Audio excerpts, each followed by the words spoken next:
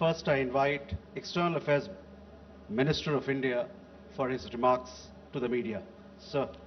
Thank you, Ranjit. Minister Wong, Minister Motegi, Secretary Rubio, ladies and gentlemen. We've just concluded a very substantive and productive meeting of the Quad foreign ministers, and I thank Penny, Toshi, Marco for being here, making the effort, and for what's, as I said, been a very, very good meeting. Now, this is our first meeting in 2026. We had met twice in 2025. Understandably, much of the discussions and indeed the bilateral exchanges were devoted to the current state of the world. Being Quad, we naturally focused on issues of particular relevance to the Indo-Pacific. Because we are four maritime democracies located at different ends of the Indo-Pacific, the exchange of perspectives was an exercise of considerable value. The maritime domain has seen a steady expansion of collaboration, including surveillance and domain awareness, logistics network, undersea cables, training, capacity building, and HADR activities. We will be continuing to deepen these areas in the times ahead. We spent some time on the question of safe and unimpeded maritime commerce and reaffirmed the significance of scrupulously observing international law. Our four nations are also market economies. We believe strongly that economic resilience should be promoted, that supply chain should be strengthened, trusted and secure technologies diffused, and production capacities enhanced. Our deliberations touched on the current energy and fertilizer availability, as well as that of critical minerals and resources. The goal is to intensify cooperation among ourselves while also assisting others. We, the Quad nations, are open societies who foster innovation and creativity in our quest for growth and prosperity. These forces are strengthened when we undertake more exchanges, as we intend to do. So, whether it is in business forums, healthcare initiatives, or digital activities, each facet of a joint effort makes the region that much better. As democratic nations, we also devoted attention to countering the common threat of terrorism. There must be zero tolerance for terrorism, and nations subject to terrorist attacks have the right to defend themselves. A free and open Indo-Pacific has many dimensions and facets. Our meeting today took stock of the progress in many of them, while encouraging exploration in others.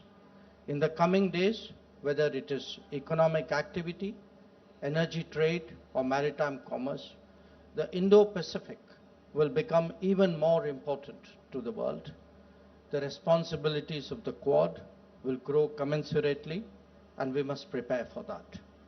So, as the host, let me thank my colleagues for their valuable contributions in what has been a very productive and forward-looking meeting. Thank you. Thank you, sir. I now invite Minister of Foreign Affairs of Australia for her remarks. Madam, the floor is yours. Thank you very much. And can I start again by thanking my good friend, Minister Jaishankar, and India for hosting today's meeting, and acknowledge my counterparts, Minister Motegi and Secretary Rubio. This is the third Quad meeting we have had since Secretary Rubio took office, and we thank him for his leadership. And as we also acknowledge Minister Motegi, who has been part of the Quad since the very beginning. And at every meeting that we have been focused on momentum and on making sure we deliver outcomes which are real, which are meaningful for our people and for the people of the Indo-Pacific. As Minister Jaishankar has said, we recognise our obligation, our responsibility to provide real choices, particularly as strategic circumstances in our region are deteriorating. The region is facing acute economic stress. We know the world is more unpredictable. We know economic volatility is increasing. And we know the consequences for our region of the Iranian closure of the Strait of Hormuz and what that means for our energy security, for our economies and for our people. We recognise the efforts of Secretary Rubio towards a diplomatic resolution to ensure freedom of navigation is restored and crucial energy supply flow, and we recognise the importance of maintaining the principle of freedom of navigation and our opposition to any tolling proposition. The Quad is today taking forward a number of new initiatives, an energy security initiative, and of course our continued work on critical minerals, because we understand that secure and reliable supply chains are a precondition to economic and strategic stability.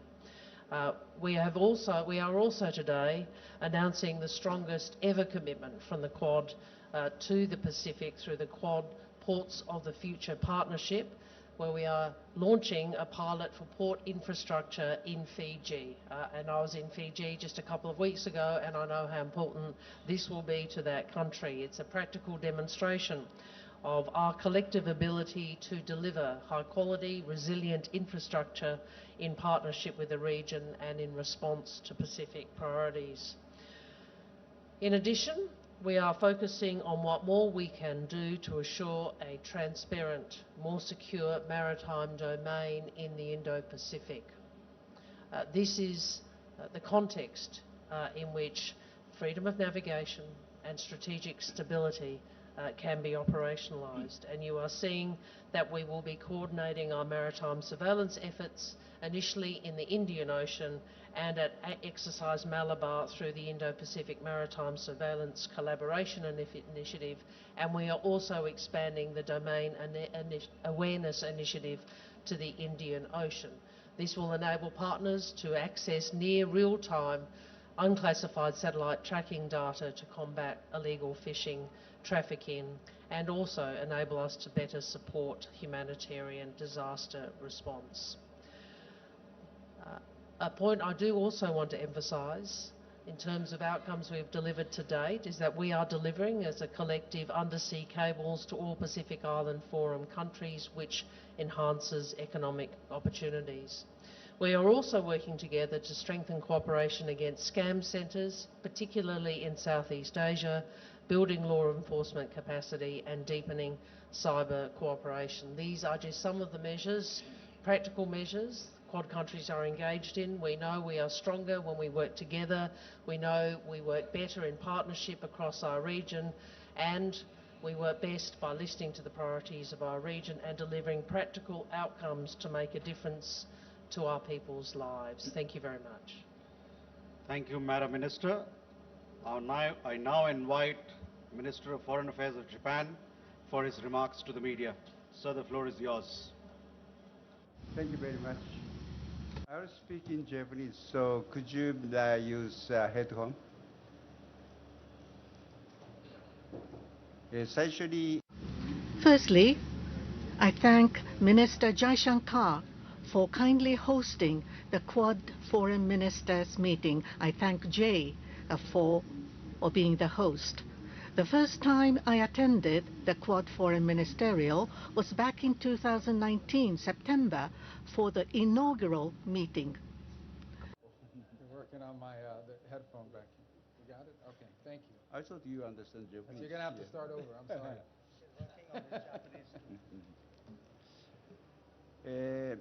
それから7年を経て It's been 7 years since then, and I am delighted to see the progress of the Quad cooperation, which is the propellant for realizing the FOIP, or the Free and Open Indo-Pacific. 10 years have passed since FOIP has been advocated.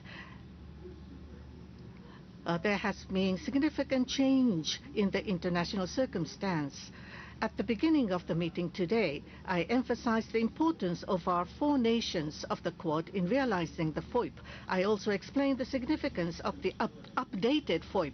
The point of the update of FOIP is that the countries of the Indo-Pacific should strengthen the resiliency and the capacity to determine their own future.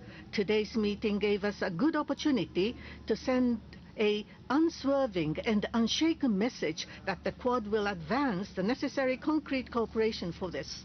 Also today, through frank exchange of views, we were able to align our strategic perceptions on regional developments and agreed to strongly oppose attempts to unilaterally change the status quo by force or coercion. We shared deep concern over the export restrictions of critical minerals and others as well. We discussed the North Korean situation, including nuclear and missile problems and cyber activities. We reaffirmed our commitment towards complete denuclearization of North Korea. I received support from the other three countries aiming to bring immediate solution to the abduction issue. Moreover, as the Iranian situation imposes enormous impact on Indo-Pacific region, energy supply viewpoint included, we confirmed the importance of diplomatic efforts in ensuring free and safe navigation in the Strait of Hormuz, as well as stability to be brought to the Middle East. The Energy Security Initiative to secure stable supply of energy in the Indo-Pacific region is a timely initiative. We would like to partner it with Power Asia, a cooperation framework for procurement of crude oil and petroleum products that Japan is promoting. Furthermore, the Critical Minerals Initiative framework launched today is a very important initiative from the perspective of strengthening the supply chain of critical minerals, and we will proceed with concrete cooperation. In this way, today we have agreed to promote various cooperation projects. We would like to work together among the Quad to develop resilience and strengthen capacity to determine their own paths in the region and to promote cooperation that truly benefits this region. Thank you very much. Thank you, sir. I now invite Secretary of State of the United States of America for his remarks to the media. Sir, the floor is yours. Thank you. Let me begin by thanking India for hosting this. We appreciate it very much. To Ministers Jaishankar, Wong, and Motegi, thank you for this very productive discussion and the work that our teams have been doing leading up to this as we continue to build out this partnership into something that is a partnership of action. I'll talk about that more in a moment. Let me first point out that on the stage today is represented countries that collectively are about a third of the world's GDP. Over almost 2 billion people. And these aren't just countries that have economic reach, a third of the world's GDP, 2 billion people. They are countries who share strong values, strong, vibrant democracies who also are committed to many of the same concepts with regards to economic development and have many aligned interests in those fields as well. And so the goal is to turn the Quad, and 16 months ago, when I became Secretary of State and we began our conversations, we all agreed that we wanted this gathering, this partnership, to be more than just a place where we got together every now and then and discussed the problems of the world that we held in common, but a place of action, a forum of action where we can begin to turn our collective interests into action to the benefit of the people of our countries, but ultimately to the benefit of many other countries around the world who would benefit from some of the things we're working on today. And I'm very happy today that as a result of the work that our teams have been doing leading up to this conversation today and our conversations today, we have real concrete achievables that we can announce to our respective countries and to the world. On the issue of maritime security, there are two big announcements. The first is the launch of the Indo-Pacific Maritime Surveillance Corporation Initiative, which is going to leverage each of our countries' maritime surveillance capabilities in the Indo-Pacific to enhance information sharing.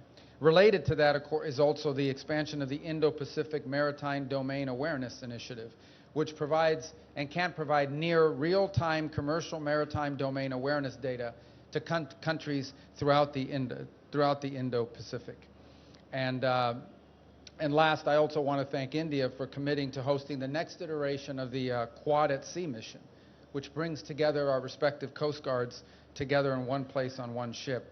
And the reason why maritime security is so important, beyond the fact that current events remind us of what can happen when maritime security is impeded is the fact that 60% of global maritime trade passes through the Indo-Pacific, and it's a vital national interest, not just to the 4 countries represented here today, but to dozens and dozens of countries, countless countries around the world. The second initiative is an exciting one, and that is that we're going to be partnering on issues of port infrastructure, in particular in response to insufficient port capacity in the Pacific Islands. We're announcing plans to work with Fiji to advance that country's port infrastructure. It'll be the first time that the Quad partners work together on a project, on a port infrastructure project. We believe it'll be very successful and that it will serve as a model for other projects in the future. The third topic, which we hear a lot about these days, that we'll have some deliverables on today, is the issue of critical minerals. We'll announce the Quad Critical Minerals Framework, which will guide each of us to leverage economic policy tools and coordinate investment to strengthen critical mineral supply chains, including in mining and processing and in critical minerals recycling. Finally, on energy and fuel security, we'll be announcing the Quad Initiative on Indo-Pacific Energy Security that will help strengthen regional energy resilience. And through this initiative, the partners will work to identify areas of cooperation in technology, in management, and policy, and international market analysis, and emergency response exercises. We'll be releasing a standalone statement on this initiative, and the Department of Energy from the United States will be hosting Quad partners later this year for a fuel security forum to further expand on this. So we are beginning to show real achievements and real accomplishments. We are deeply committed to this partnership. It is a linchpin and a cornerstone of our global strategy as a nation in the United States. That's why we're so happy to be here today, and that's why we're excited about the initiatives that we're announcing. And we're even more excited about the initiatives we're going to be working together as these take life and new opportunities present themselves. And I want to thank all of you, all 3 of you, for being here. I want to thank you for hosting us, Minister Jaishankar. And I want to thank India, by the way, for being a tremendous host. We've been here now for 4 days, and it's been a phenomenal visit. So thank you as well for everything you've done to extend such a welcome and allowing us to meet with so many people, and just as importantly, you're hosting this event. Thank you. Thank you, sir. Thank you. With that, ladies and gentlemen, we come to the close of this session. We thank the ministers for their participation and all of you for your presence. Thank you.